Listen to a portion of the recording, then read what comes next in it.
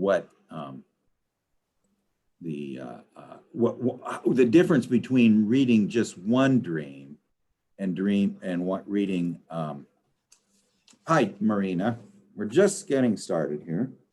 Yeah, you know, Gary, you know, there I go again. You know, I had two looking for my glasses everywhere. And they were out here.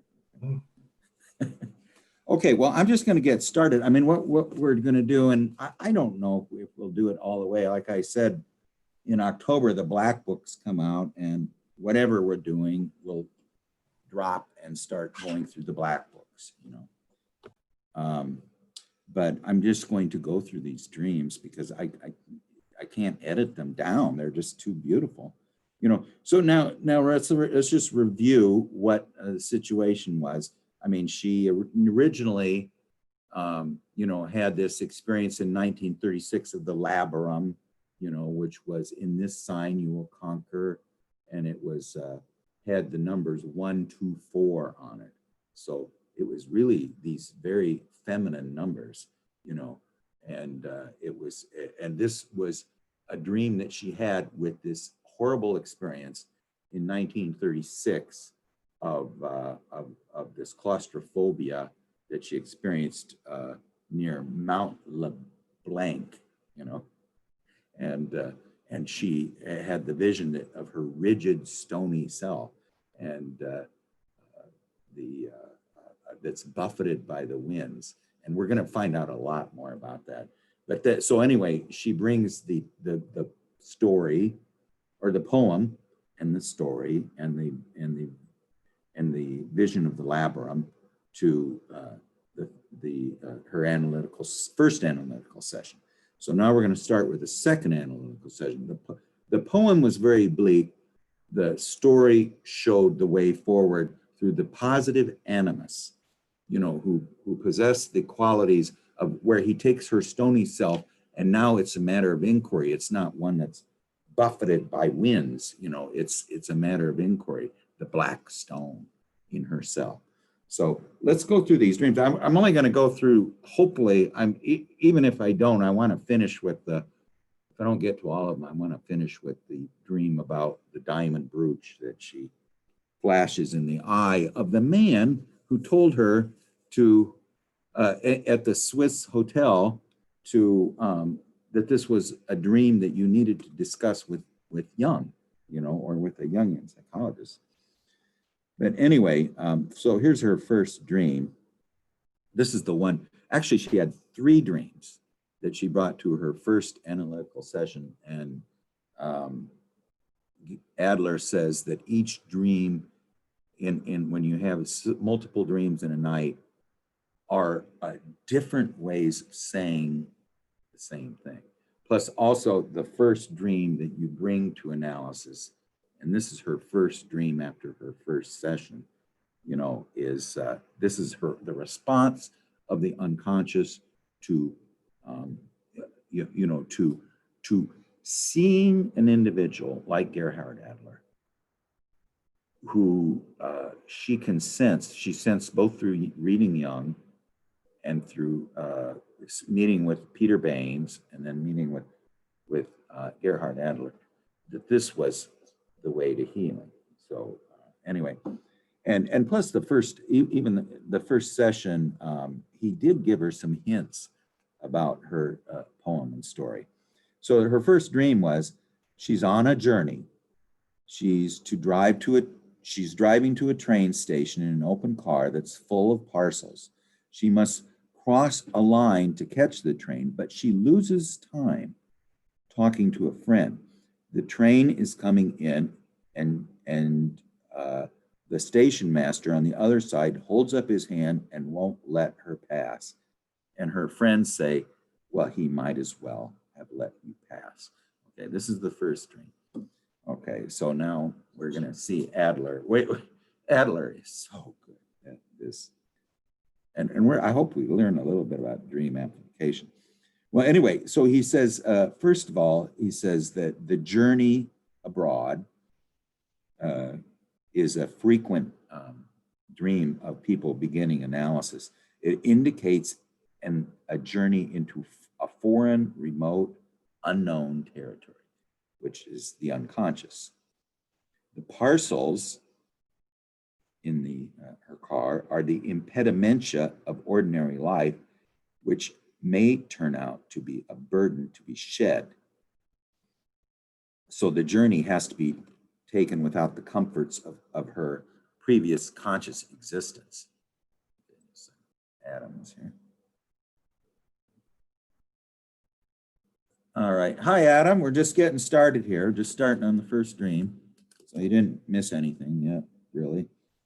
I'll just mention again that the first dream is the journey, is the drive. She's on a journey abroad. She's driving to the train station in an open car full of parcels. She must cross a line to catch the train, but she loses time talking to a friend. The train is now coming in, and the station master on the other side holds up, which is an interesting thing, holds up the hand and won't let her pass. And her friends, the collective, tell her, we might as well let you pass. And so anyway, the journey abroad is something frequent at the beginning of analysis, indicating you're going to a remote, unknown territory. The parcels are the impedimenta of ordinary life, which are going to be a burden to shed on this journey, which should be taken without the comforts of conscious existence. You don't take a lot of baggage with you, you know.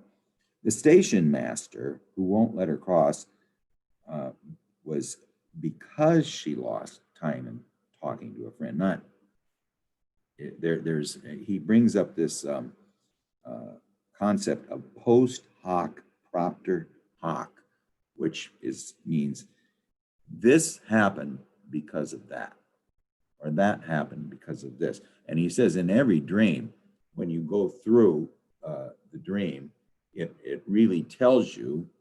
I mean, I'm thinking like of Charles's dream about the when he leaves the school, the faculty begs him to stay, and he won't, and so they put something in his trunk, and he finds out it's fish, and he throws them on the ground. I mean, and then so he's discarding this this object of study at the university that he thought that he didn't need to go to, which was the very one he should have went to. You know. Okay. Well, anyway, the conversation is the reason she cannot cross, not the unfriendly station master. The friends have it really shows, the conversation is showing her ego, who is very sneaky, by the way. We're going to find out how sneaky this ego is. It's the lack of adjustment needed to the moment due to a chatty attitude, too easily deflecting her from her purpose, which was to go on the journey abroad. So it's an unconscious resistance to the journey abroad. And the anonymous friend that she's having the conversation with is a retarding factor. So she wants to go on a journey, but she happens to be late. You know, and this is something, this ambivalence to analysis, you know, is very.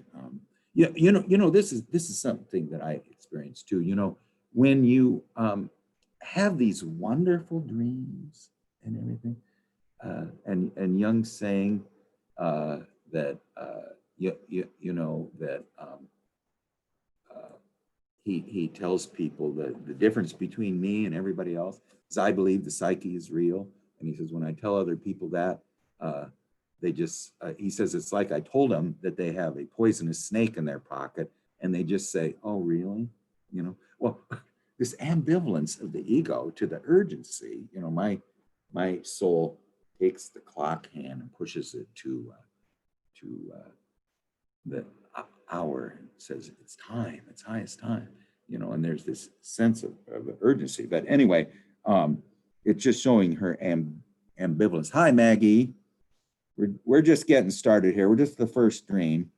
So anyway, so and it's an open question of whether she will make the train or not. So it's an open question of whether she's actually going to go on the journey abroad.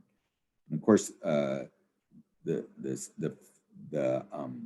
friend that she's having conversation with is a retarding factor. The fact her chatty attitude is a retarding factor. The parcels that she's carrying is a retarding factor. And the friends who criticize the station master are also resisting. And the station master represents the analyst. You know, in the journey to the unconscious, the analyst is in charge of the train. Why isn't he more helpful or sympathetic? You know, he's as unrelatable to as the wilderness was, you know.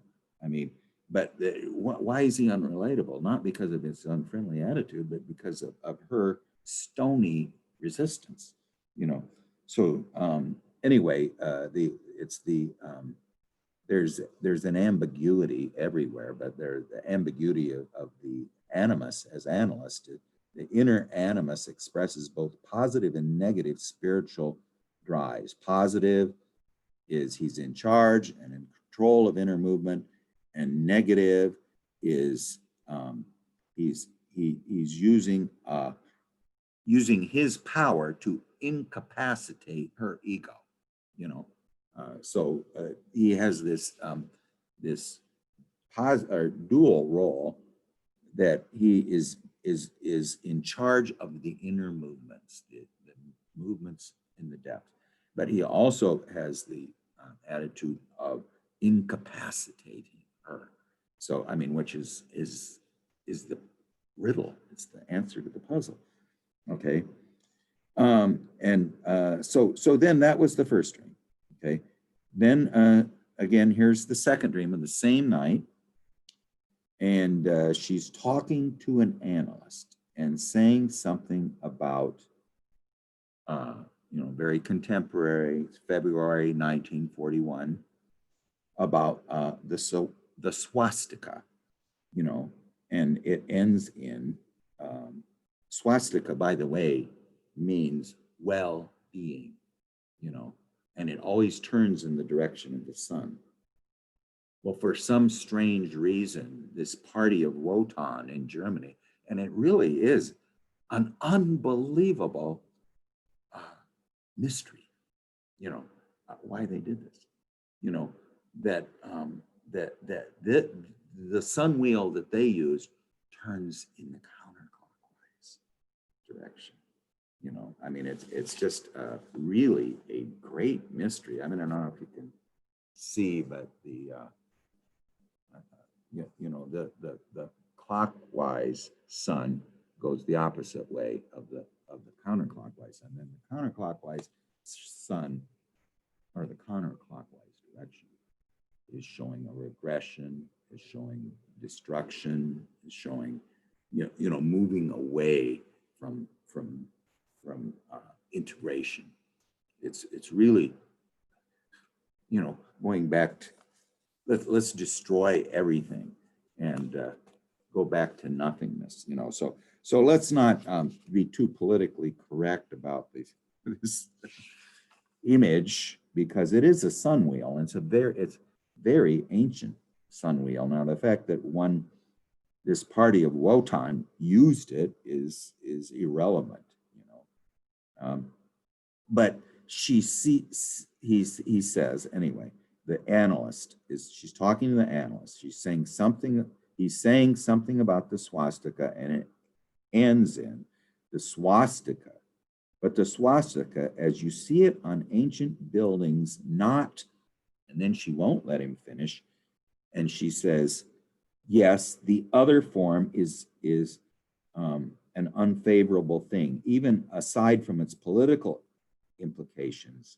She can't bear to look at it without discomfort. So what she can't bear to look at without discomfort is this return, this destructive aspect. And the destructive aspect in this case is the destructive aspect of her rigid, stony attitude. So it's showing that the unconscious, the dream unconscious, says, hey, maybe you need to go in the opposite direction of the sun a little bit. you know, I mean, because you need to start back at the beginning, you know. So, but she says it gives her great discomfort. Now, I'm not really sure. That last part was just me, you know, so I'm not sure if that's true. But it's a cosmic sign that represents the sun in its movement across the sky, and it's the proper direction of psychic totality.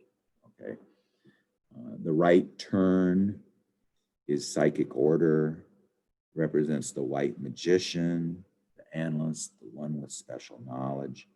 It's constructive, and it leads to a growing awareness. You know, the other direction, leftward direction, is the sinister left-hand movement, is opposed to the right way, opposed to well-being. It's the left, it's darkly suspicious, and it represents black magic. And we're going to find out about black magic later, which is just the last dream. I'm going to get to it no matter what. What time is it? Okay, it's 10:04. Okay, represents power and destruction rather than special knowledge and growing awareness. You know, so it's psychic disorder, you know, power and destruction.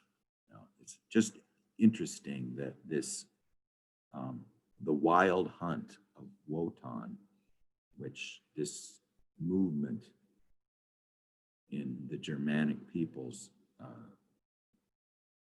had going there for 12 horrible years, was picked this symbol. I mean, you wouldn't think they're that smart, you know, because they're idiots, you know, but how did they somehow stumble upon this symbol? You know, I don't know if you've ever heard of Franz von Stuck, but, you know, in 1889, he painted this painting of the Wild Hunt, which has Wotan in it. It's Hitler. Look at it sometime. Maybe somebody can Google it and put it up on the screen. I don't know. But what's that again? One more time. Sorry. It's called The Wild Hunt, and it's by Franz von Stuck. You know, it's just like it's spelled, VONSTUCK. And yeah, if you find it, just so maybe somebody can put it up on the screen. But it is, it's Hitler. Now, it was painted in 1889. Hitler was born in 1889. You know, and you know what Jung said the difference between him and Stalin and Mussolini is that he had no ego whatsoever.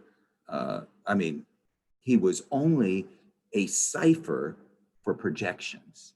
So if he wasn't getting the projections, there was nothing there.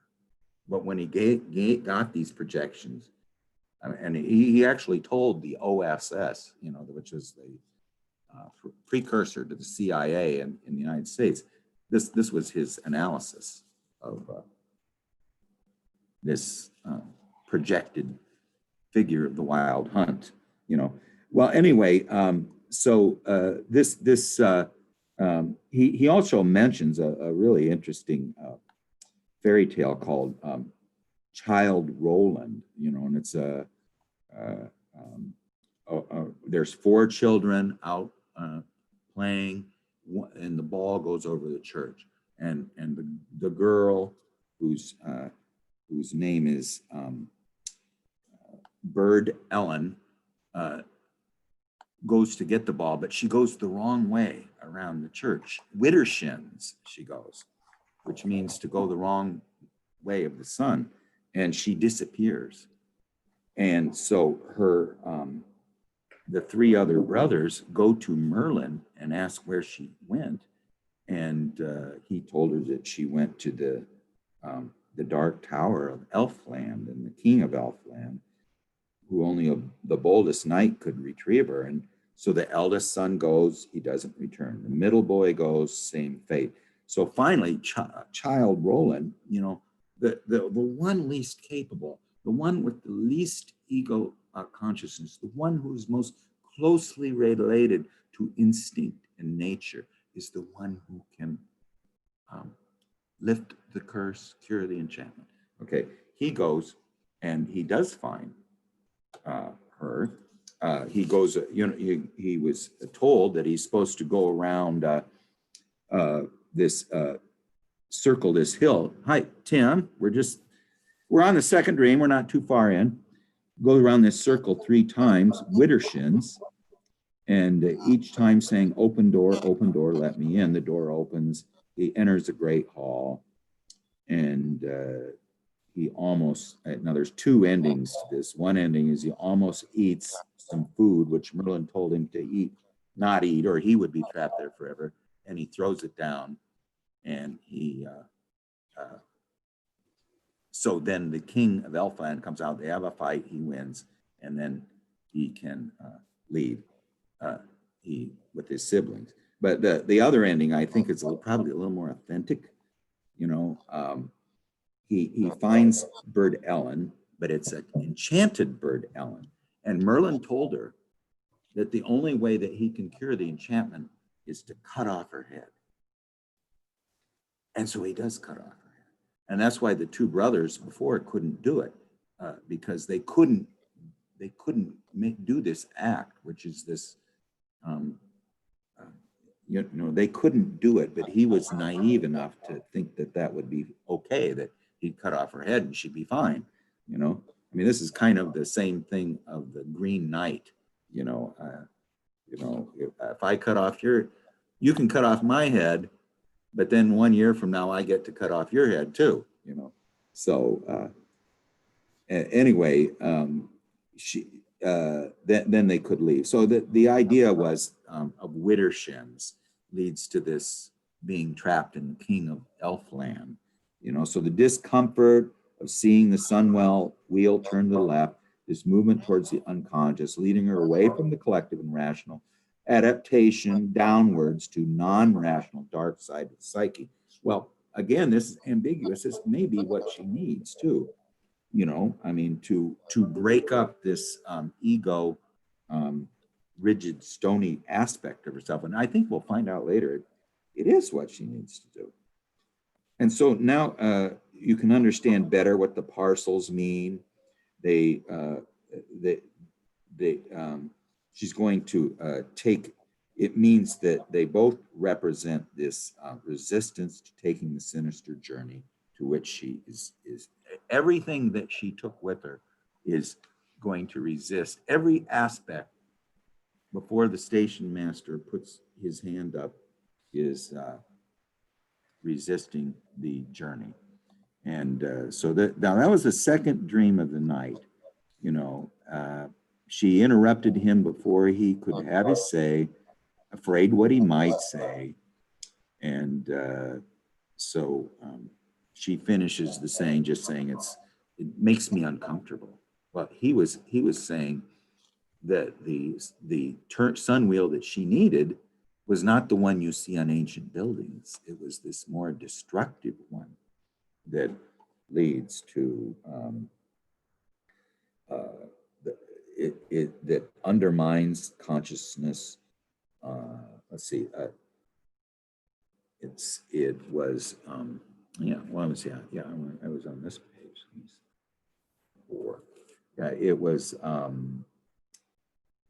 Well, I don't know. I got lost a little bit, but let me keep going here. Okay, so anyway, the circle, it's the, she must turn to the left. Her movement must be towards the unconscious, leading her way from the collective and rational adaptation to the non-rational dark side of the psyche.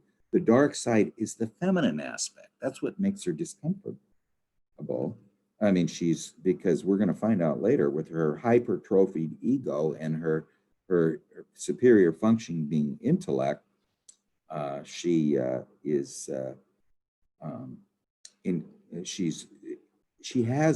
this hypertrophied ego, and we find out later that her shadow isn't differentiated from her ego. Her ego and her shadow are one being, and this is what makes this ego so stony.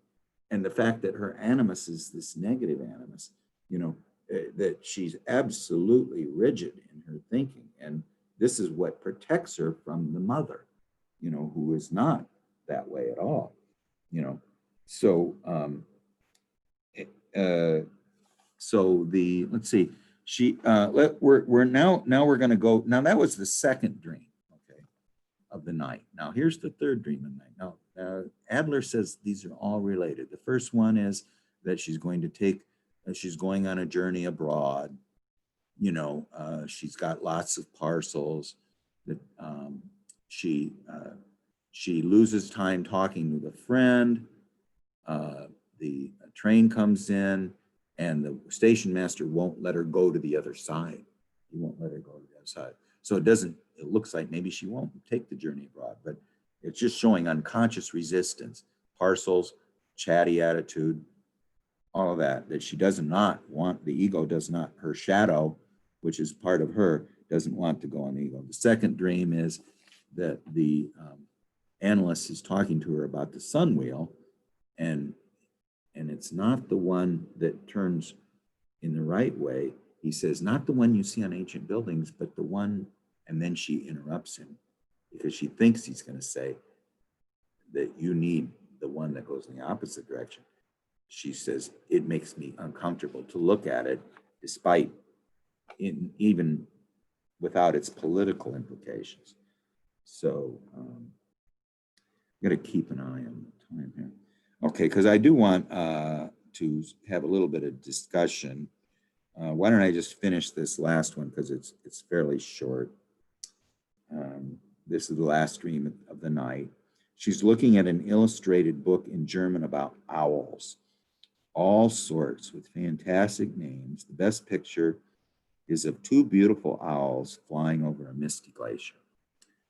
Well, okay, now this is a reference to the glacier that was, I don't know, when I was, of course, Kevin and I from Norway, but, they had a glacier 1 mile thick that went over the land, and you'll find these rocks that were just made almost like round balls because they were underneath the glacier. The helpless rocks roll, grinding in the glacier stream. And that's also why you will find all the streams that come out of Norway or in the Rocky Mountains are all blue, because they're full of glacial silt, which is the sand that comes off the either the granite or whatever igneous rock that was on the mountains that were high up. So in other words, the silt you're seeing in the streams is the silt from the highest mountains, and it tends to be sky blue. It's just beautiful, But anyway, so instead of this helpless rocks, which are her tears or whatever, she mentions that these, her wounds bleed helpless rocks. So it's her blood, it's the product of what flows from her wounds are then ground in and roll helpless, grinding in the glacier stream. Well, here you see these two birds of Athena, of wisdom, flying over the misty glacier. Athena is the goddess of wisdom, and her bird is owl, the night bird. There's actually a genus of owls called Athena, and she's the great mother goddess. The owls are this lunar symbol that's attributed to the great mother, and she's so now these flying over the misty glacier now is the goddess of wisdom, the great mother. We're going to be talking about the anima later with Gary and Adam and Jan, but Jung's first dream, where the anima comes in the form of the bird, he says that one of the reasons that the anima often disappears and you don't see the anima in your dreams is because she is she can be a bird or an animal too. So she's very close to nature. So she can either be this nature being, or she can, like Jung's dove, turn into a little girl. You know, so sometimes when the anima is unconscious, that means that she's reverted to her less differentiated form. You know, which is the bird aspect of the soul, the neglected soul. Now the book. Now here's the other things. This book of owls that she sees, that she loves, which is in German, but it's only pictures in a book, so there's no integration of these beautiful soul birds, these beautiful birds of the Great Mother. She has no integration of them, but it's sort of a look-see at what the potentials are. And the book's in German. It's the mother tongue of the analyst, Gerhard Adler, came from Germany. He's Jewish and he had to leave. So the book is in his language. It's through his presence, and the images are his potential insight into the unconscious darkness. That's what's in this book. Pictures of the birds of the Great Mother. My wife, we did some work with Michael Harner, and you're supposed to go on one journey to find your soul animal, and hers was the snowy owl, which was perfect for her. I mean, she's just worships the positive animus, this very, very spiritual animus, and who is really represented by her father. She said, her father had a stroke and he got paralyzed, and his powers started to go down. And she said, as his powers ebbed, she felt like now I don't remember but the movie E.T., as E.T. left power, the little boy loses power too. She said she was the little boy, as her father lost his abilities, But anyway, he was represented this snowy owl, this feminine bird of wisdom, which has spirit. And in the active imaginations you guys were going to do, where you write a letter to, and by the way, this is how Jung started his active imaginations. Oh, my soul, where are you? Where have you went? And so I was going to write a letter. I didn't get a chance to do it. I was busy doing this, so I wasn't playing hooky, but I was going to write a letter to those woodpeckers, that I see all the time, who represent somewhat of the soul, So anyway, so the desolate destruction of the wilderness fantasy, which she had before, is now turned into something a little more acceptable and a little more enjoyable. And this eye that just stares, that just stared, the eye that stares at her, and this helpless mountain. No relationship is possible. Well, now these owls have very big eyes, and they're eyes of insight. They're helpful organs of orientation. So there's, the story showed the positive animus. So this one is of the three dreams, the one of the station master, the one of the swastika, both somewhat negative dreams. The first one shows the conscious attitude is resisting the journey abroad. The second one is the analyst is telling her, yeah, you got to go in the uncomfortable direction, and then the third dream is showing that the misty glacier suddenly will have, you'll start to see signs of insight coming out of it. Be less stony, less rigid. In other words, the boys who picked up the black stone, maybe it'll start to show a little whiteness on it. So the first three dreams of analysis may be understood as as a single initial reaction to her first session about the labrum, the uh, the um, the poem, and the story. And the negative animus is the one that holds up traffic, the ambiguity of the sun wheel, the positive intuition of insight of the owls. It's a strong reaction to analysis, and she felt it was of greatest importance. And so instead of feeling stuck, she feels movement in the unconscious. And so there's a hope of making herself understood and of understanding. And Jung has this wonderful statement, and I hate to say it because, in this age of political correctness, nobody likes it, but they say what he said once, and it's his one-off thing. It's not necessarily true, but it's got some insight in it. That whereas the logos man wants to understand things, the more earth-related woman wants to be understood. She wants herself to be understood. Where the man up here, he doesn't have anything to defend. He's disconnected from the earth.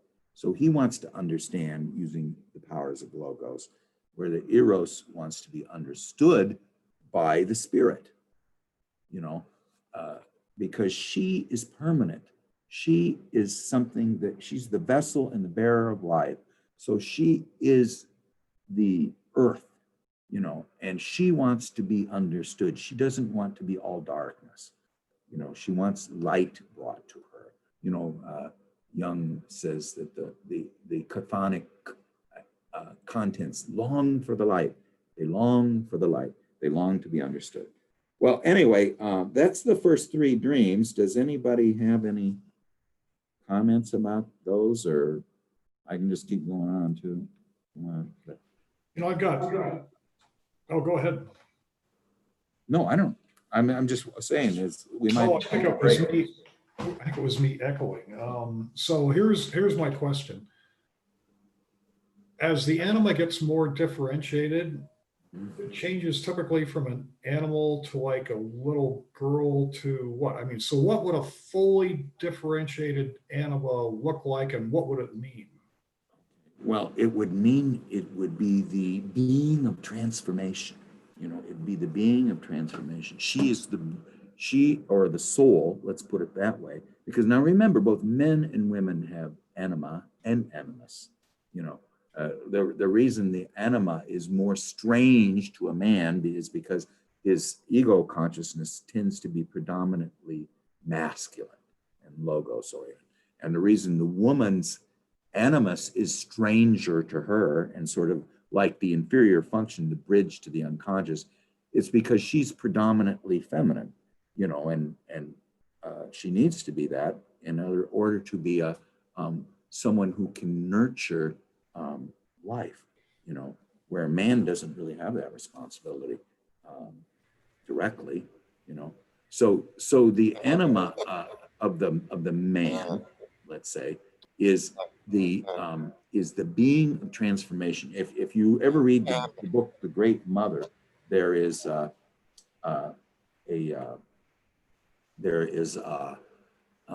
diagram there that shows the negative mother is the devourer, the positive mother is related to Sophia. So that's that, and then the great mother is the one in between. She's neutral, where Sophia goes more to this side, to really the greenness of life and things. The devourer is the one who eats the dead. She's Kali. Okay, so then you have another axis, which is the anima axis, and its positive pole is the being of transformation, the bridge to the transcendent function, the bridge to becoming reborn as it's really is the represents the philosopher's stone and the divine child. the transformation of that aspect.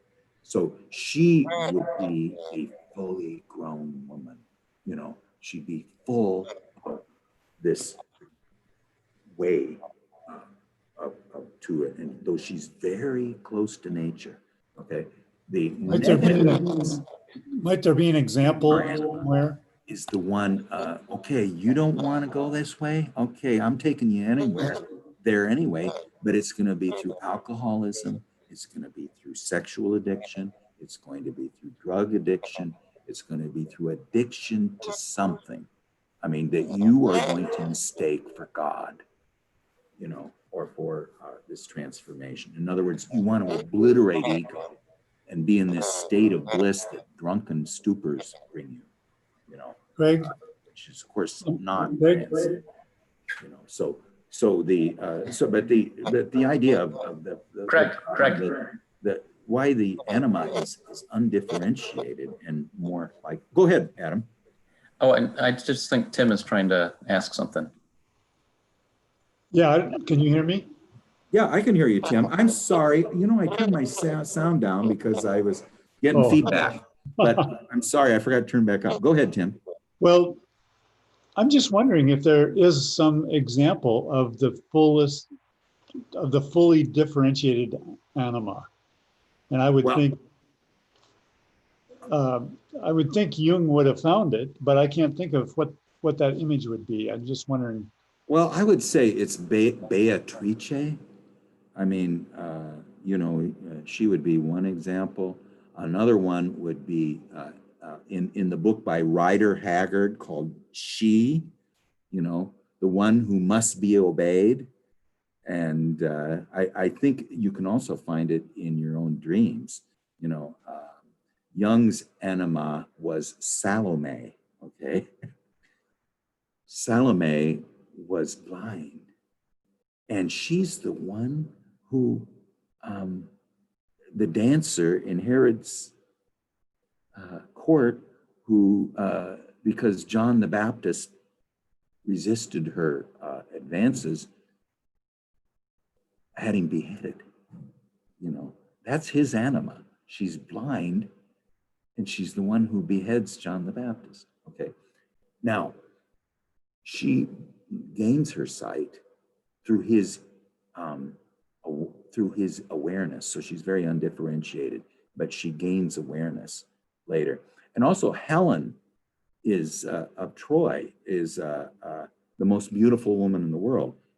It was Faust's enema, you know, in Faust, you know, I mean, they go to Greece and retrieve Helen, you know, so she's a very, go ahead. I've just been working on a painting of Salome. I don't know if you can see this very well, but. Yeah, I got to go to speaker view here, everybody. But this is something I've been working on for several years.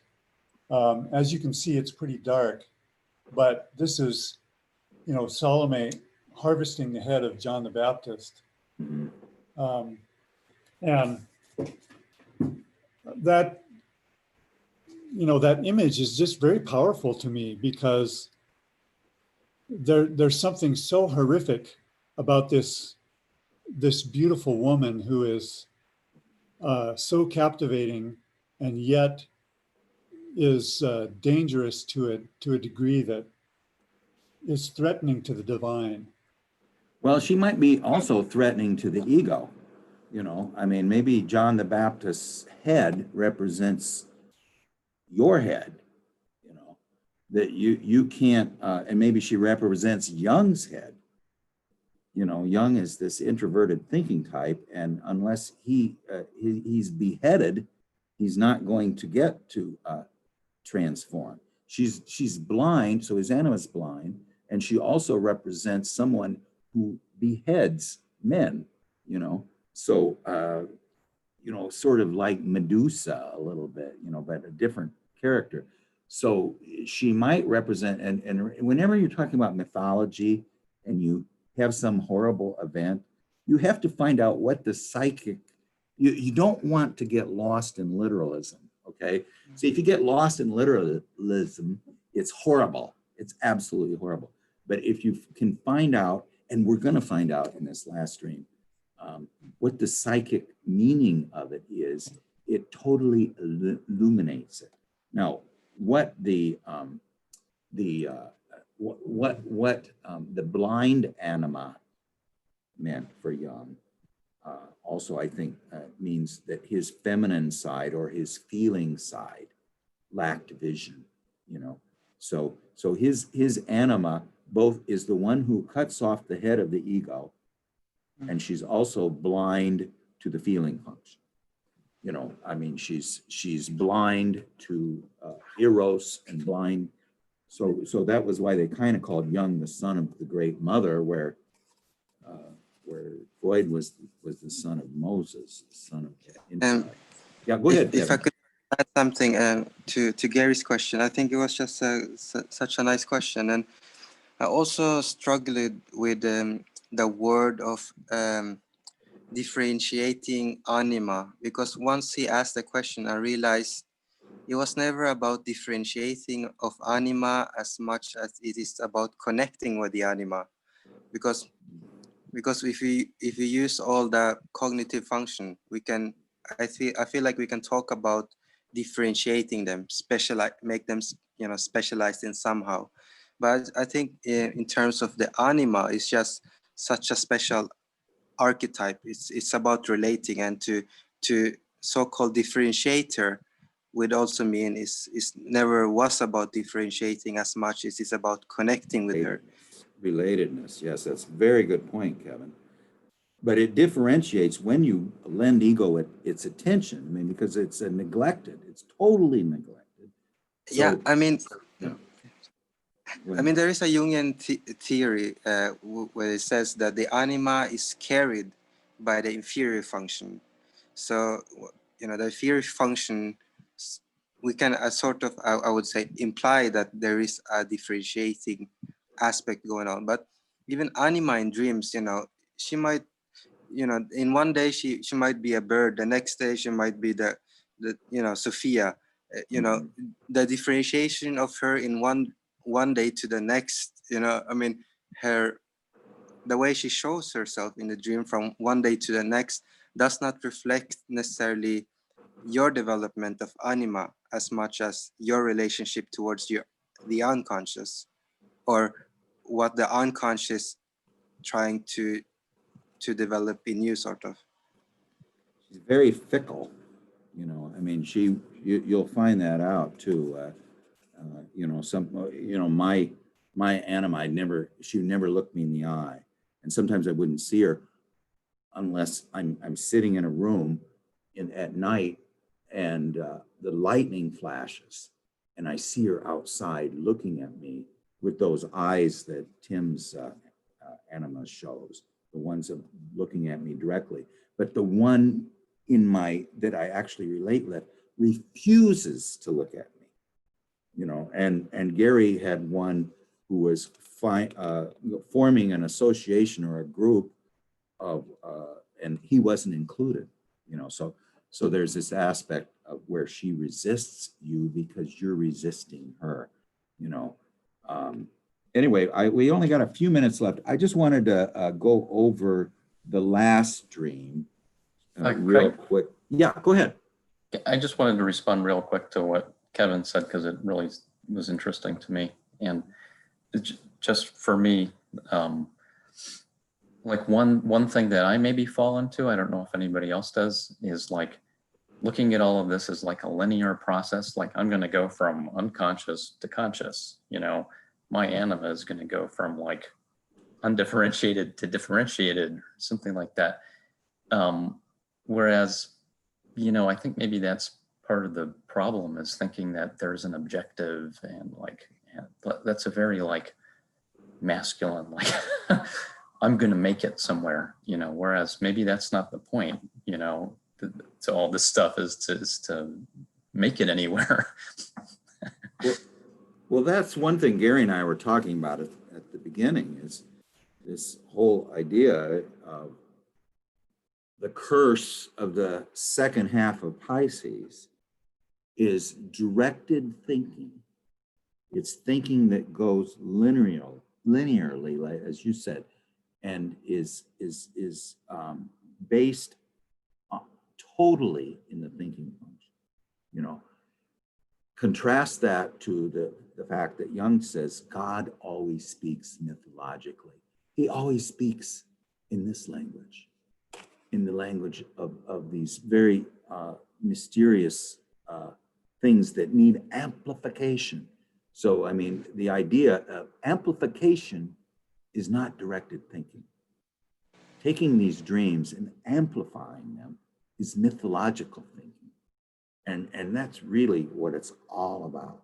And I mean, you know, I was just telling Gary, I've been having these very boring, ordinary dreams, which I know are full of the numinous, but they're not going to be full of the numinous until I sit there and amplify the hell out of them. You know, I wanted to go over this last dream real quick because it's, we're not going to finish it today, but I do want to, I've only got like 10 minutes or 7 minutes. And by the way, hi, Jordy, I just saw you.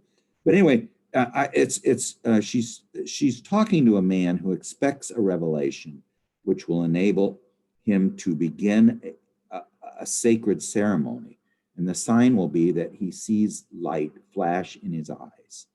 She's standing opposite him, and she's wearing a valuable diamond brooch of 5 good-sized diamonds set in a row. The sun is shining, and she manipulates the brooch to flash light in his eyes. And he's very excited and thinks this is the supernatural light that's going to, so she totally deceives him, tricks him, you know. And what does she trick him with? She tricks him with something of great psychic value and the sun. So she misuses 2 of the highest value things to trick who? She tricks the man who introduced her to Jungian psychology, the one from the mountain. And so he's the being of intuition. By the way, you know, most of us here, our animas are going to be opposite to introverted intuition. So they're all extroverted sensates, you know, just saying, you know. I mean, usually they have these typology that's opposite to yours. But anyway, so she cheats intuition. She hates intuition. Her inferior function is intuition because she's it's feeling, and I think in her case almost equal. Her inferior function is feeling and intuition. And so the thinking sensate thing is going to say, hell no, we're not going to have this revelation through this positive animus. Remember, the negative animus was the dream we're skipping, this villainous person who wants to summon her somewhere and she doesn't go, and so she's injured. And he's villainous because he's low born, because he's neglected by her. You know, that's why he looked villainous, is because he's low born. So anyway,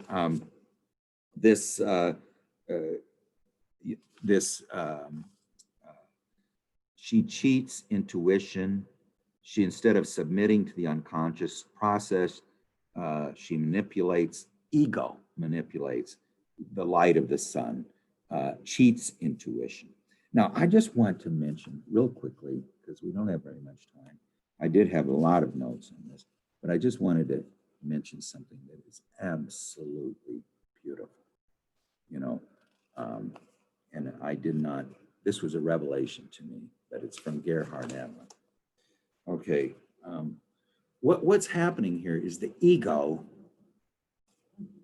you know, instead of being the instead of being the being which cooperates with the unconscious to allow growing awareness, is in rebellion against the unconscious. That's why it flashes the light.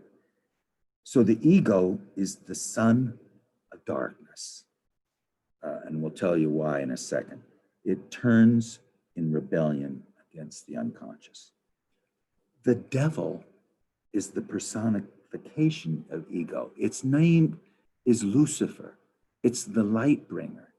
It's Prometheus, okay?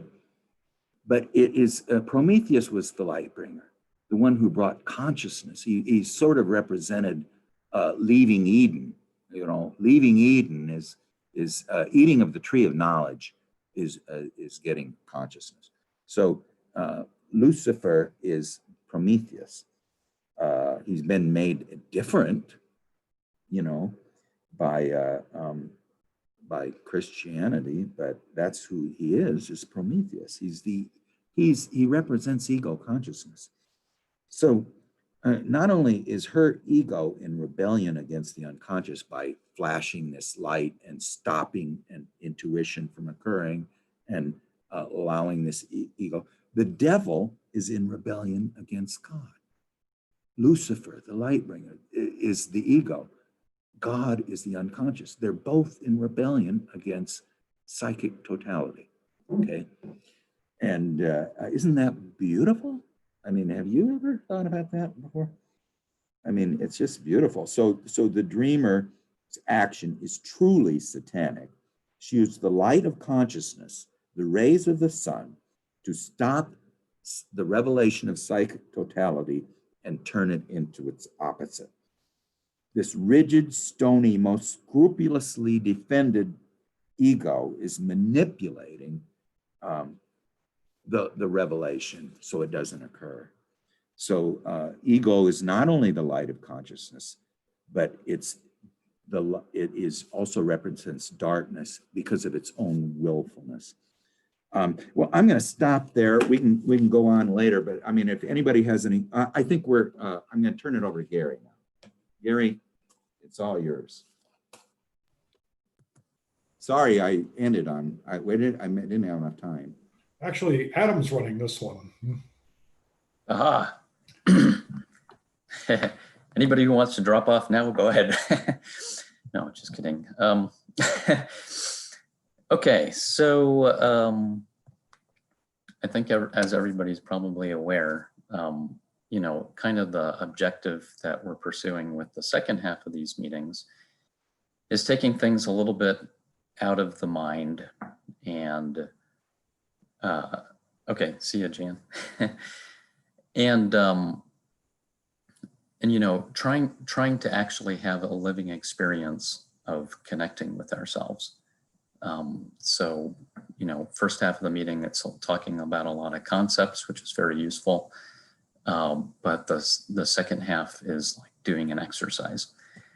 So, you know, Gary and I have been talking offline, and an idea that we came up with, I kind of came up with this and ran it by Gary, and he was like, yeah, let's go with it, is, you know, not all of us are the same, but a lot of us, I would say, probably find relating to our inferior function, a term that I'm just learning about, challenging. And for many of us, that inferior function may be the sensate function. Now, for some of us, that may not be the inferior function. That may be one of our strengths. But anyways, since the first half of our meeting has been very like mentally oriented, this second half today, we're going to work a little bit with the sensate function.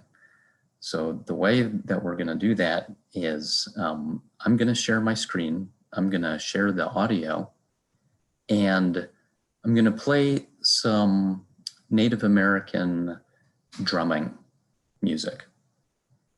And what I would invite everybody to do is, you know, if you're in a place where you feel comfortable doing this, then you can turn off your video, so you know nobody has to watch. But the idea will be for, you know, while these drums are going on, to do what's called self dance. Now, this is something that I was introduced to recently. I had like kind of a great resistance to it because I had never done that before. But I've been starting to do it, and it's like, wow, you know, I have been able to connect to parts of myself which I would say have been asleep since I was a child. So it's like completing in a way for me. And for any of us who like just do this naturally, well, great, because then you can also share with us and we can benefit from like your insight as well. So what I'm going to do, like I said, I'm going to share my screen, share the audio. I'm going to put on this drumming music. And again, feel free to turn off your video. And if you're in a place where like people might walk by and you're like, I can't do this, I can't, even if you just have to tap your feet underneath the underneath the table or something, just do something to connect with the rhythm, okay? And it's going to be like around 4 to 6 minutes, and hopefully we don't get any YouTube ads in the meantime, because there's like 3 different drum rhythms that are gonna happen. So, does anybody have any questions before we begin? Okay. All right. So I'm just going to use my hands. I'm really comfortable with my headphone and sitting here, and this would be my dance. Yeah, that's perfect. Just lazy. Perfect. No, that's part of your body. So that's the important thing. Yeah. So far part of your body. So, okay. So let's see if I can manage the technical aspect of this stuff. Share this. And hopefully everybody can see that. And Shaman. yes, your computer sound. All right. So Hello, everyone. I have something to ask. I didn't mean for Joe Biden to appear. Did you hear him speaking? Yes. That Okay. was That fun. means yes. We're gonna have to tolerate him for like 2 seconds here. Let me just get him out of the way. Will you add your name Right, to join right. my campaign? Right. Good boy. Okay, so that's what we're going to be hearing. So again, stop your video if you want. And let's see. Sometimes when I'm working with Gary, we also do this thing, which is like trying to descend into like a hypnagogic state, which is like a semi-trance state. So even to begin for like a minute, let's do this. Let's close our eyes and just breathe deeply.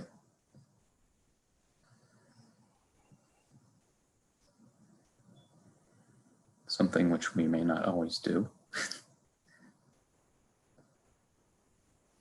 Just pull in a really deep breath and let that out. And just pay attention to how that feels. The air coming in from the outside and entering our lungs and exhaling. And this is something we're doing all the time, even though we don't think about it. Maybe that's key. If we were to think about our breathing, imagine how like in bad shape we'd be. Just breathing in.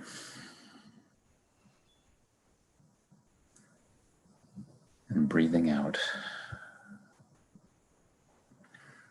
Okay, now I'm going to start the drums.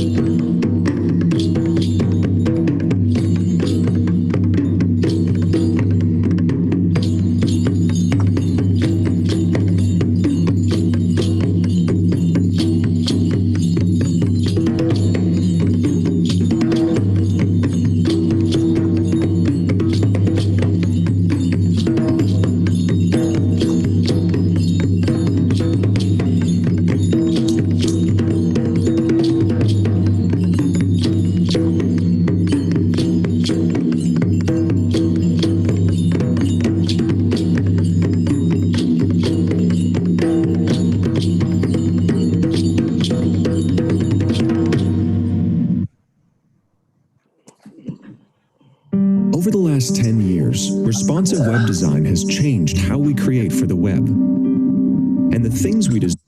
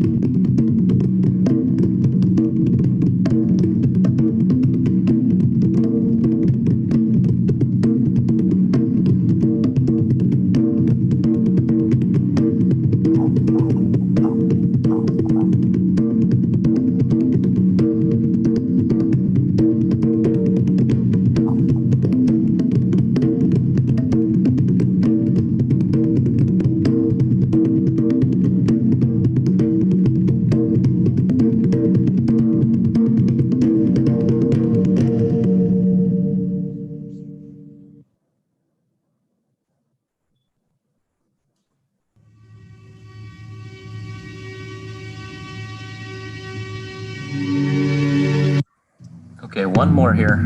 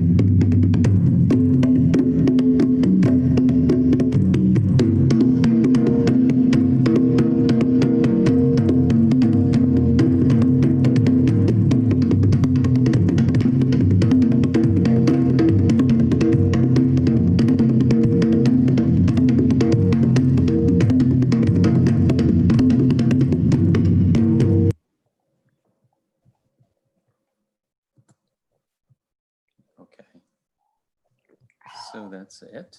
I'm gonna stop sharing the screen here. And I'm gonna put a link here to the playlist in case anybody wants to go back to that at some point on their own. So yeah, now's the part where I'm gonna stop talking, and I'm just gonna encourage everybody to share any kind of experience that they had during that process. If there's anything that they felt, if there's anything that reflecting on the experience afterwards that they would like to share, you're more than welcome. So Maybe I'll go ahead and jump in.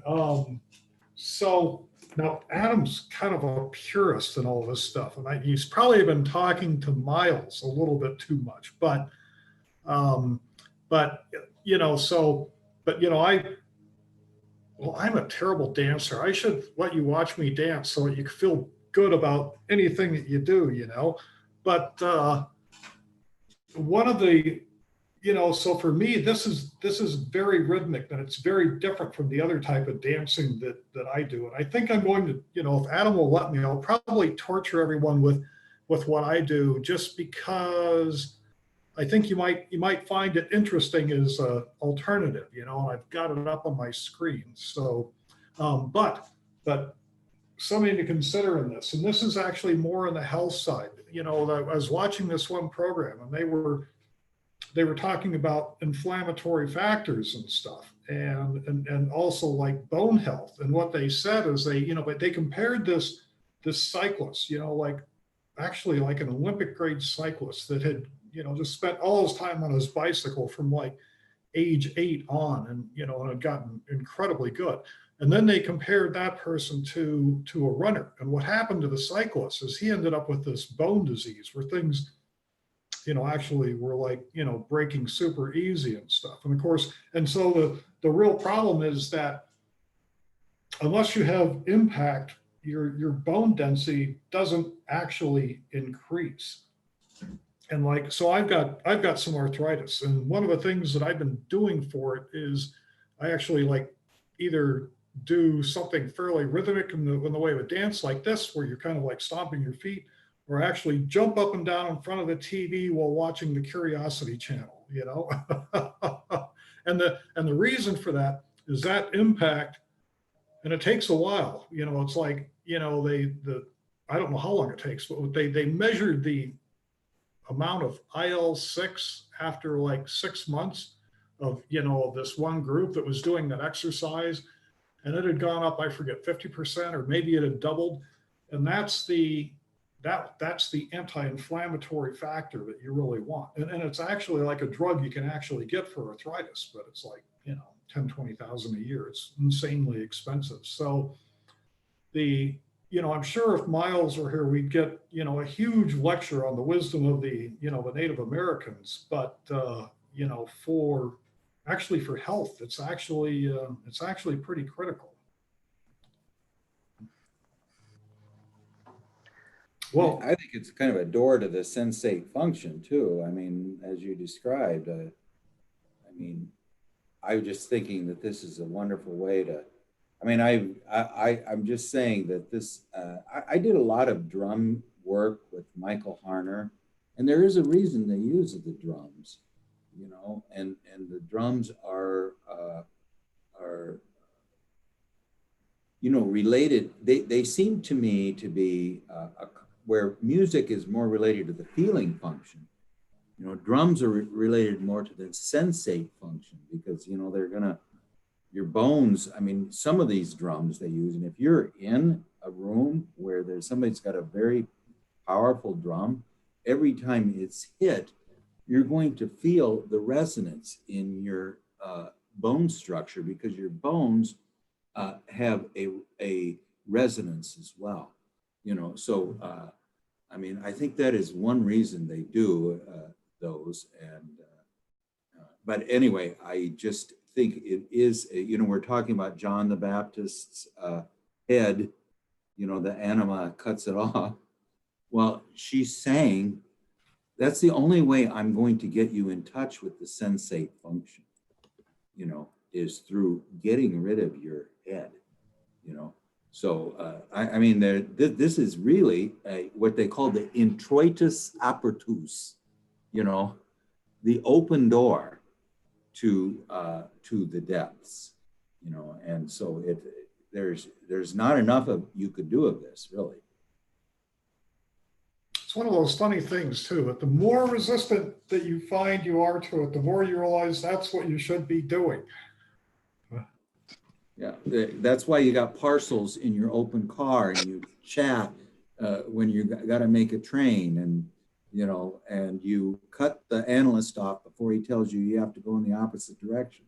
I mean, it's just this resistance to the journey abroad. Boy, Yeah, perhaps. Adam, thanks for doing this. It's a fabulous exercise, and I think you're right. You know, most of us are sensation is our inferior function, and there's a way that it um, it accesses parts that usually are dark. And for me, you know, I'm a performer. I'm an introvert, but I'm a performer, so I'm used to sort of letting it all hang out and who cares. And it's interesting me. I got up to dance here. I'm alone in my massive studio. And the first thing I think of is, oh God, I wonder how I look. And so in order to get out of that attitude, I had to present myself to the gods and just be sort of dancing in adoration. And then interestingly, every time you changed the rhythm, every time you started a new song, I was on a different journey. And that was unexpected for me. I won't go into that, but it was just fascinating to me how just entering through my body, I'm able to get into this space that was unavailable to me before. Whereas if you had said, now just sit and listen to these rhythms, it would have been a totally different experience. So thank you. Perhaps I can yeah, share my experience. Yeah, I'm not new to dancing. You know, even though I'm introverted thinking, like I used to dance for many years. Like I just was in my room, locked the door, and just used to dance for hours. So my inferior function is feeling. For me, this type of music reminds me more of a shamanic journey. So for me, it was more that reaction, um, more meditative, perhaps even more rocking back and forth. So for me, this was more of a good music for spiritual quest in that sense, like just this type of music.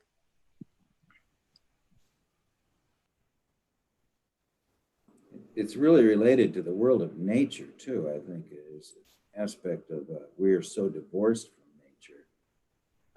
This is, I mean, how many? What is one of the most ancient instruments is the drum, you know, and it's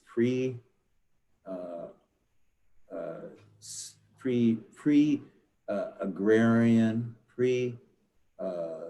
domestic herder, hunter gatherer music, along with some wind instruments. But I mean, it's very close to the organic totality of living in synchronization with the universe. It's also, yeah, it's also like heartbeat, like the heartbeat. So it's maybe one of the earliest sounds, or the sound forms around it. And even when there is no sound, there is reverberation. I have a lovely story to share with you about, as a midwife. I was a midwife for many years, and it was in the early 90s, and I had a totally deaf lady come into the consulting room, and we had a ritual. We would do blood pressure, urine check, lay lady on the couch, and then I would get my little machine, and I would just put it on the abdomen, and I would be able to hear it. And I was like overwhelmed on this day because I realized that she could not engage in this at all. So I got her hand, it was intuitive. I got her hand and I put it on the little machine. And she started to cry because she could feel the heartbeat. And that was a very special moment. And I was just reminded of that. In terms of the exercise, I loved it. A few years ago, I did some body, I can't remember what it was called. It was at a Jungian conference in Japan, and there was a whole day on body movement. And we worked on, yeah, I can't remember. Or it's not coming to me without my notes in front of me. But so essentially something of the body and moving. And about 3 weeks ago, I was struggling with the active imagination because I'm really not sure, which direction to go in. Now I realize that there are many directions. And I tried to do an active imagination with no sound, just with my body. I just, got on the floor and spent a few moments, and I don't know what I got out of it, but I tried it. The point is I tried it. And so in this session, all three of them, I need more time. Like I really would like to get into it, whether I'm connecting with what Kevin's saying about a shamanic journey. I'd really like to get into it. But I felt that it was almost on all three occasions that in the darkness, that there was some writing that was emerging, but I couldn't see it. And I don't know whether I was resisting something but I often get that tip. So that was my experience. But thank you. Yeah, I really enjoyed it. I will do. Wow, Marina, that was really beautiful. I guess there's one other thing I think I'll mention too that I do, and I know Adam does, and it's called the Fox Walk. And it's a type of meditation, and the idea is to get as much in contact with your body as you possibly can.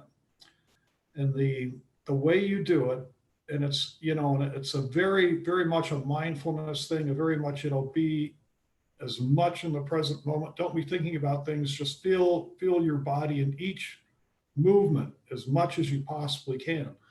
But basically you find a nice place to walk, and then you start to walk, but you're walking as slow as you can. So in the act of putting your foot down on the ground, that might take 10 seconds. So you're just feeling every single movement. And then when you pick the other leg up, it's extremely slow.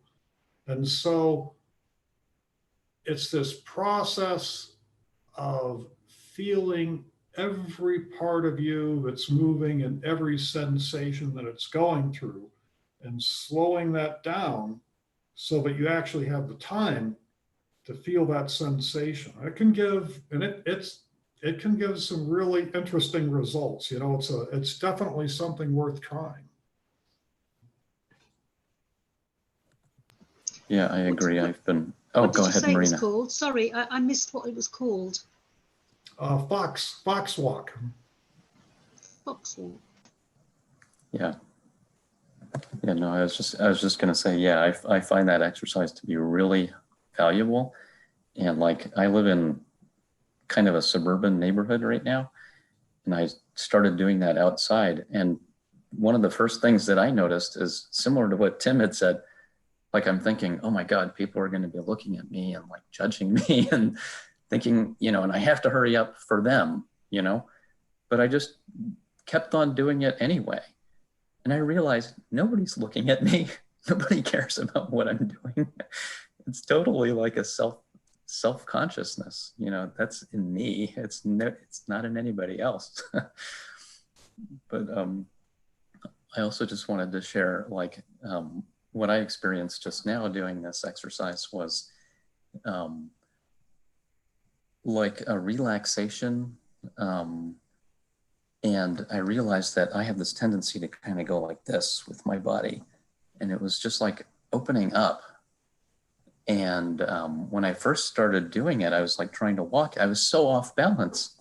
you know, but as I slowed it down, it's just reconnecting, you know, with myself physically, but more than physically, you know, that's what I felt. I was just thinking, you know, when the music starts, I know it's something of drums. But then when I was planning to just sit there and just be lazy about it. But then afterwards, I realized I had a big piece of cake. Just because this is midnight for me, right? So I just have a piece of cake like 2 hours before this. And then we have a big hot pot dinner tonight with my family. So it's like, oh, cool exercise. So I just stand up and with that drum beats, and then I close my eyes that I can't help laughing because I was imagining in my head like it's a Indian mohawk thing, and then in a fireplace where like everybody's like shaking and in the middle of the night kind of thing. But I was with my headphones, so it was kind of fun. It was just kind of all the way when I was conscious. All I was thinking was like, oh, more so that you know my calories could be a bit better on the cake. But it's good exercise to get into the body. And, some exercise which is badly needed for the COVID period of lockdown. Yeah. So thank you. So, you know, I think one other effect, and that we didn't really have long enough to really get into it, but you know, after, I don't know, 20 minutes or so, something like this, you know, that your state of mind starts to change, but it's not instant. So it takes a while, you know. And I used to go to these Sufi dances back when I was in college, and those things would go on for, you know, a couple of hours. And that's kind of a line dance. Yeah, that could be quite, you know, it could really, you know, change your state.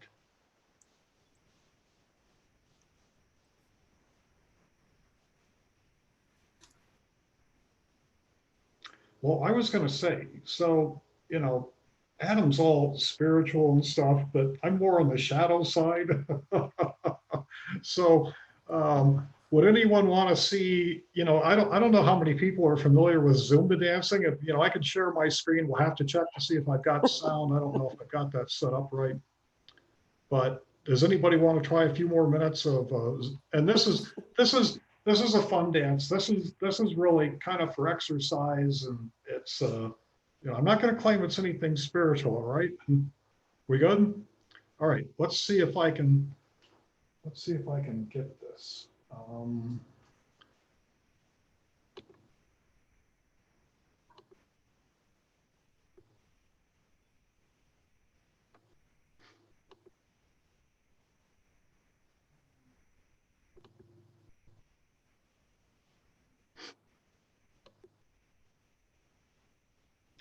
I found it. Share computer sound. Awesome.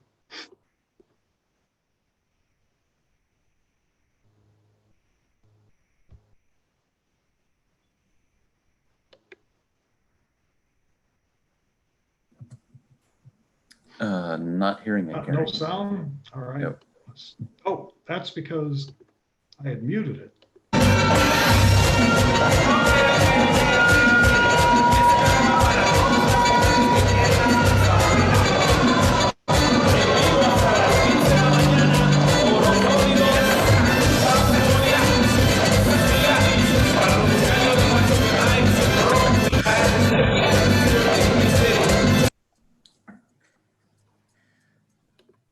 Oh man, you stopped it. Just starting Okay, to. so Zumba dancing, you know, and I used to go do this at the gym all the time, you know, and depending on the Zumba teacher you get, it can just be an outrageous blast, you know. And it's like, and the only thing I'll warn you about is if you go Zumba dancing, take earplugs with, because it's traditional, but it's played at like 90 or 100 decibels, you know. It's like, if your whole body isn't vibrating, then, you know, there must be something wrong with the sound system. Isn't that wonderful that, you know, flamenco, the Caribbean rhythms, the Cuban, there's just this uninhibitedness about it. It's just absolutely, you know, very chthonic, earthy, you know, I mean, it's, you know, it does have both the sensate, I like the drums do, the sensate and the feeling function in it. You know, where you look at high ballet, you know, and that seems to be more of the very highest values of the feeling function, where this type of rhythm, of the Cuban rhythm, or what, I'm not sure what Zumba is. Is it, do you know what nationality that is, or?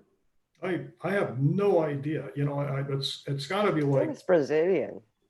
Let me Oh, check. is it? Huh. Samba, right? Oh, S- samba. This is samba or zumba? Samba or Zuma? It's the I think it's same Zumba. things. It looks Okay, like I the did not know that.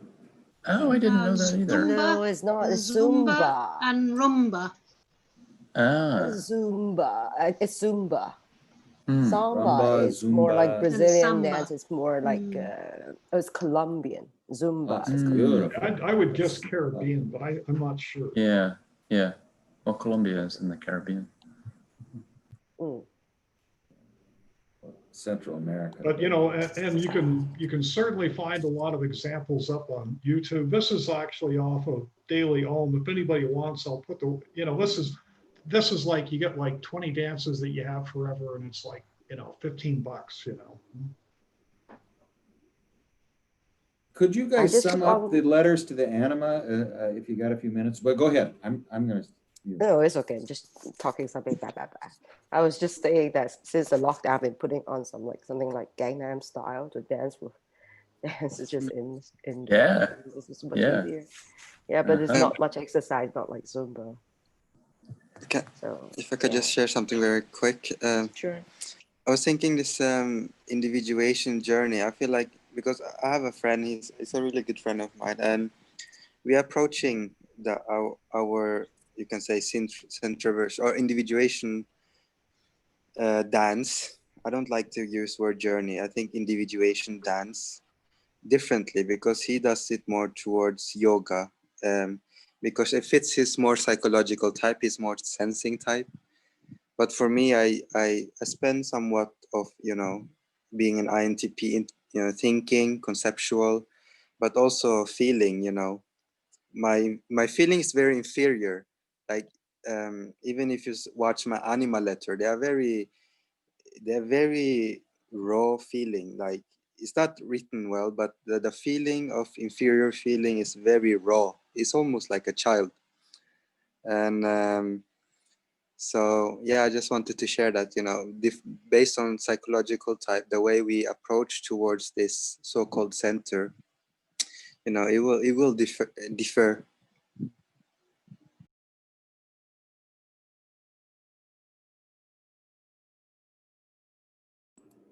Gary, did you want to sum up the letters to the anima? Any thoughts? Oh, before well, yeah, actually I had a couple things. Are you done, Adam? Yeah, definitely. Yeah, go ahead.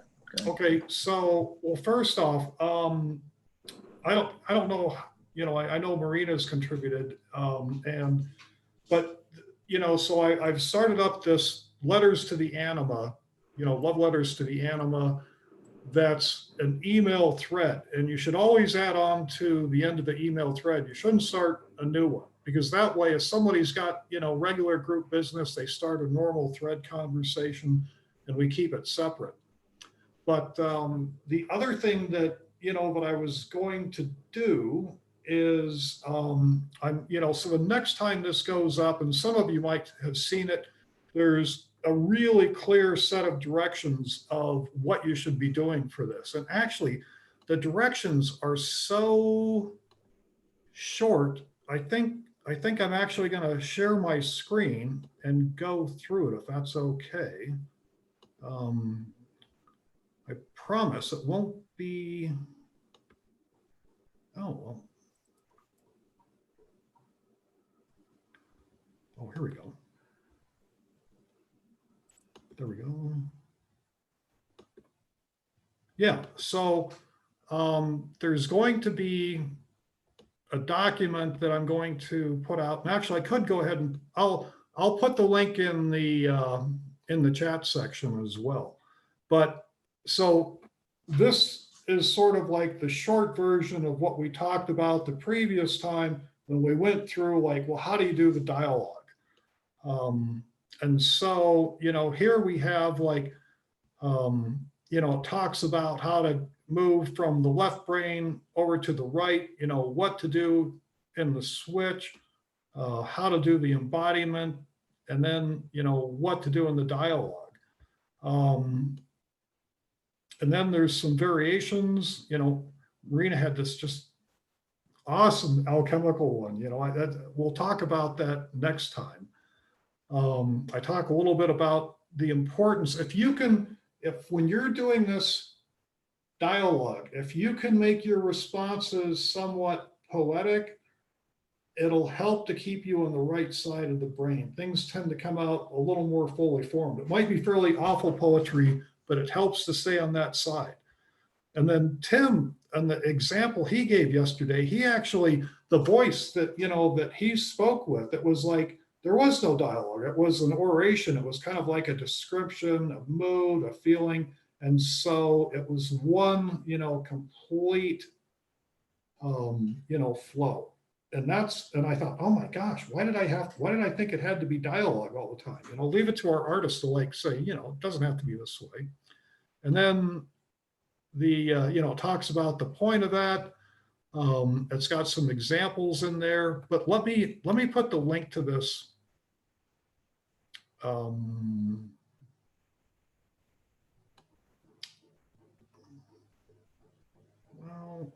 now I'm confused. I don't know why I'm not getting.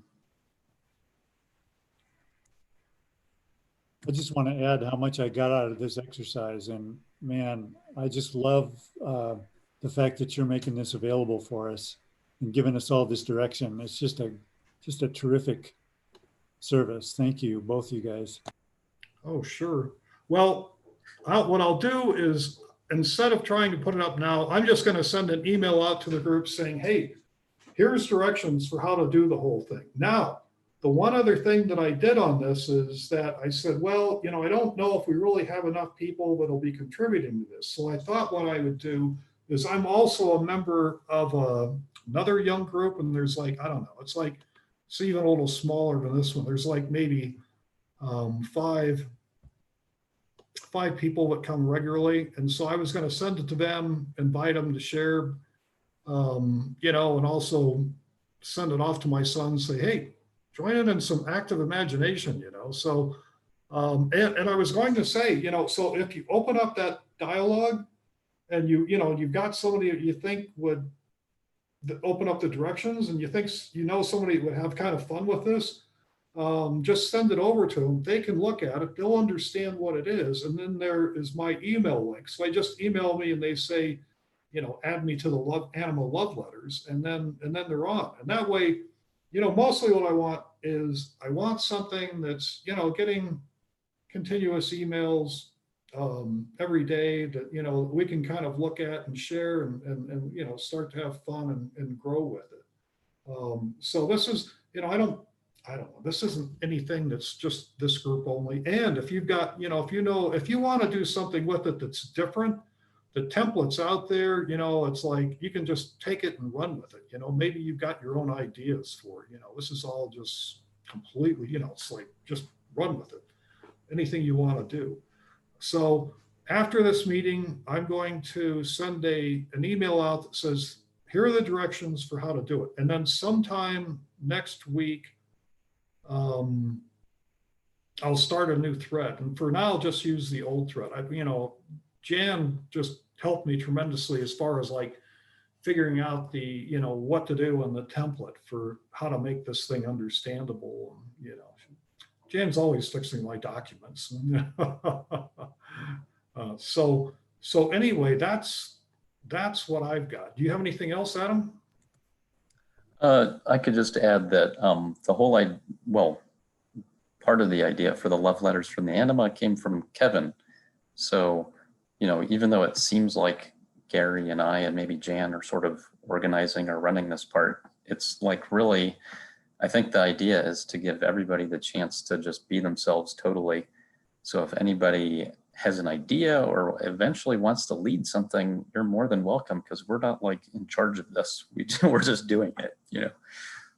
Perhaps I could add something. I think the thing what's happening, like writing down, you know, is we're essentially writing a red book together. So I feel like with this email, it's such a valuable information. Literally, like I'm not just talking about dialogue with the images, but the consciousness that is being expressed. There's quite a lot of consciousness. What I mean by that is, like, when we look at images, you know, we might express our more shadowy, let's say, extrovert intuition, introverted feeling, extroverted sensing, and there will just be a bunch of all of this information, which it's so valuable, and it will be a lot of shadow material. We don't realize it yet, but at least for me, like, there will be so many shadow material, like, and to look back at it later on is so valuable.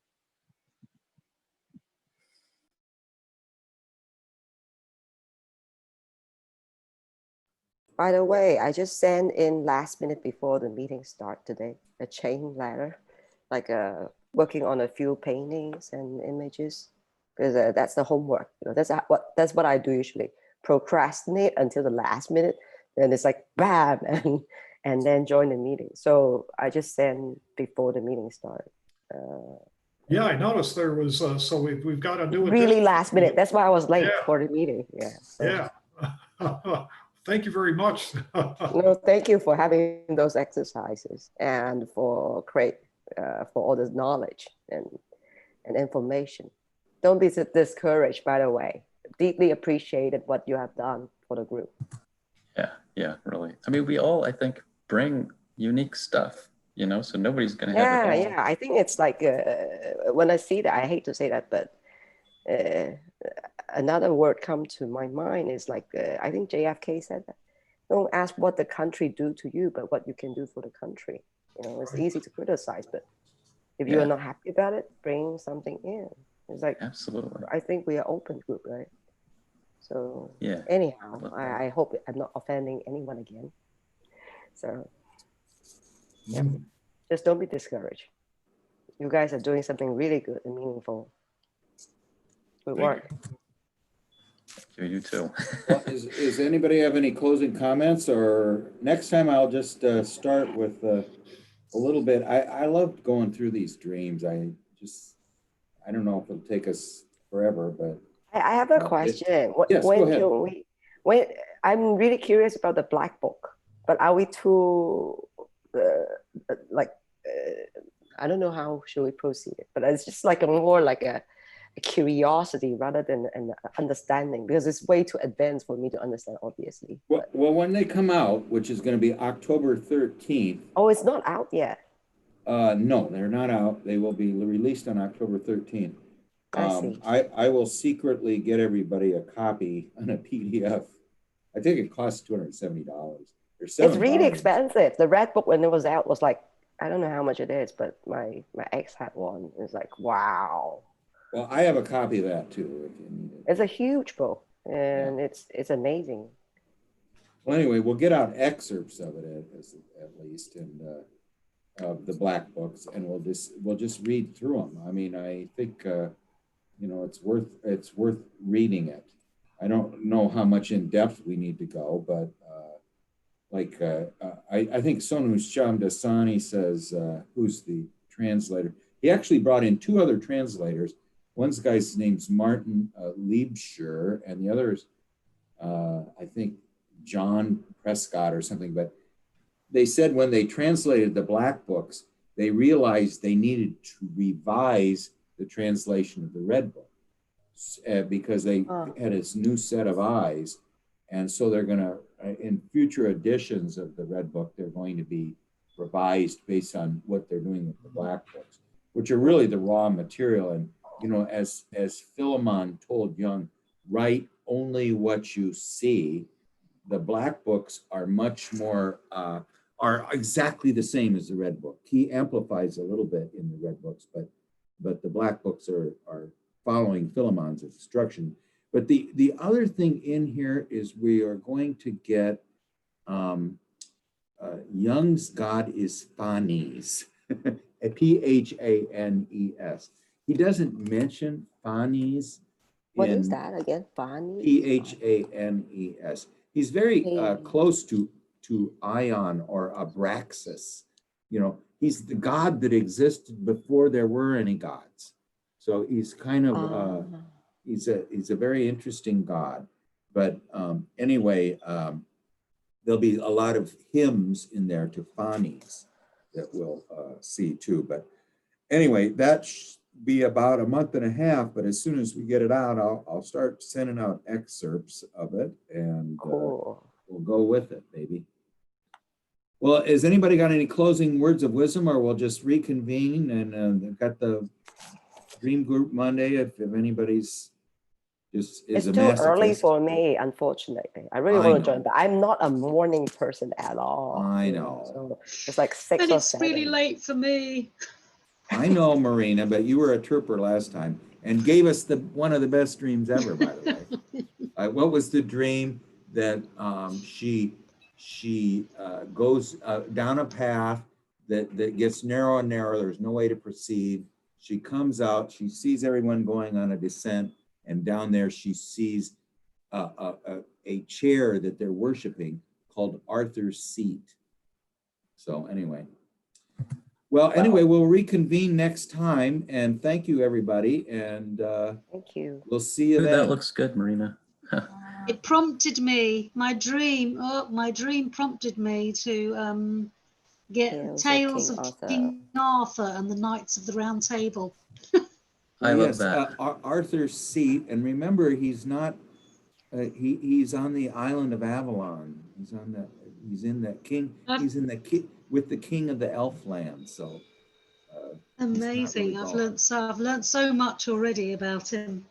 Yes, it's a wonderful thanks era that was between. It was sort of the pagan underground before there was alchemy.